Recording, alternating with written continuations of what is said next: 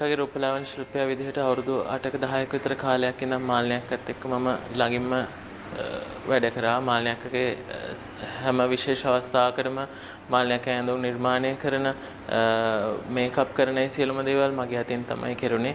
ඉතින් මේ කාලේ පුරාට කියන්නේ මේ කාලේ පුරාට මම සේවය කරාට මීට කලින් මාල්‍යංකගේ මේ සිනමා ජීවිතේ පුරාට මාල්‍යංක වෙනුවෙන් රූපලාවන්‍ය ශිල්පීන් ඇඳුම් නිර්මාණ ශිල්පීන් බොහෝමයක් පිරිසක් ඇයට ගොඩාක් ආදරෙන් ඇය වෙනුවෙන් සේවය කළා තියෙනවා.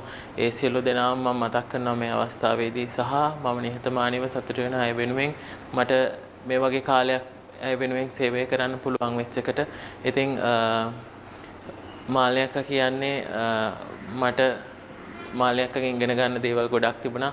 මාල්‍යංක කියන්නේ මට මගේ දෙවෙනි අම්මා වගේ මම මාල්‍යංකට සැලකුවේ. ඉතින් මාල්‍යංක වෙලාවකට මට යාළුවෙක් වගේ මට වෙලාවකට සහෝදරයෙක් වගේ ඒ තරම් ගොඩාක් ළඟින් අපි ආශ්‍රය කරා මාල්‍යංකව. මම රූපලාවන්‍ය ශිල්පියෙක් විදිහටත් මාල්‍යංකව මගේ හිතවත්ම කෙනෙක් විදිහටත් මම මේ කාලය පුරාට මාල්‍යංකව ආශ්‍රය කරා.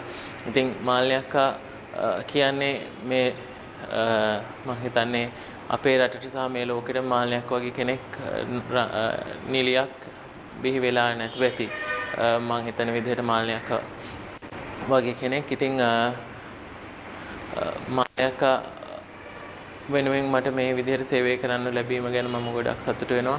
ඉතින් හැමදාම මට මාල්‍යංකව එයාගේ තරුණ කාලයට තරුණ පෙනුමට ගෙනියන්න තමයි මට ඕන උනේ. ඉතින් එයා හැමදාම මම මේකප් කරලා වුණාට පස්සේ thank you ලස්සනයි කොල්ලා කියලා මට කියලා යනවා. ඉතින් අද එහෙම කියන්න මාල්‍යංක නැහැ. ඉතින් මට හැමදාම ඕනුනේ එයාව ප්‍රේක්ෂකයෝ අතරට යනකොට එයා ඉන්නවටත් වඩා තවත් ලස්සන කරලා ඇයව එයාගේ ප්‍රේක්ෂකයෝ අතරට යවන්න.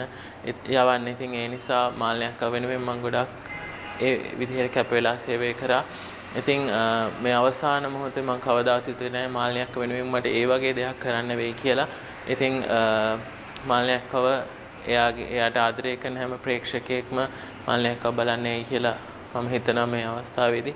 ඉතින් ඒ නිසා මාල්‍යංක වෙනුවෙන් මම මේ අවස්ථාවෙත් මාල්‍යංකව ලස්සන කරන්න මට හැකි උපරිමයෙන්ම මම උත්සාහ කරා.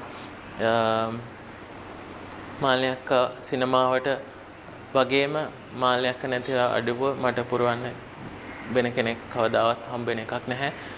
මාල්‍යංකට නිවන සැනසීම ලැබේවා කියලා මම ප්‍රාර්ථනා